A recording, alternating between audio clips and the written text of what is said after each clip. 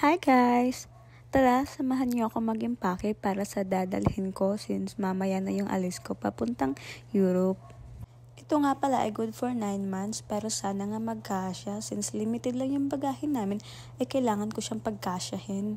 40 kilos lang kasi bawat isa sa amin kaya ayan. Very thankful nga ako at finally makakaalis na din ulit after 3 months na bakasyon.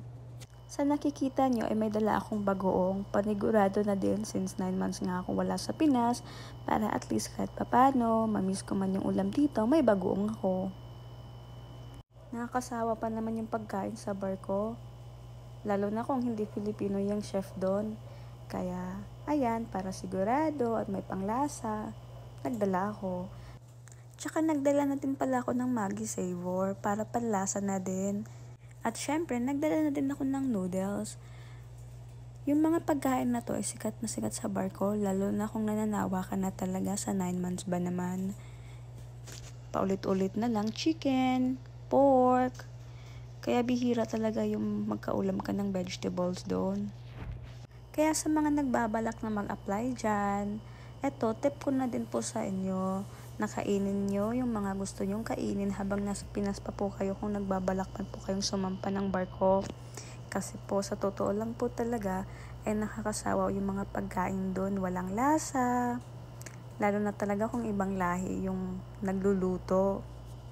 Itong mga dala ko ay talagang alam ko namang hindi haabot siya ng 9 months pero at least kahit papano may magagamit ako. Masarap naman magtrabaho sa barko kasi syempre, dollar yung kinikita mo, libre ka sa lahat, at bukod doon, nakakapag-travel ka talaga sa iba't ibang bansa. Pero syempre, at the same time, nakakapagod din kasi walang off sa barko. Kailangan mo talaga magtrabaho kahit napapagod ka na o nagkasakit ka man. Depende na lang din yon kapag papapahingahin ka nila. Kaya, swerte mo na lang.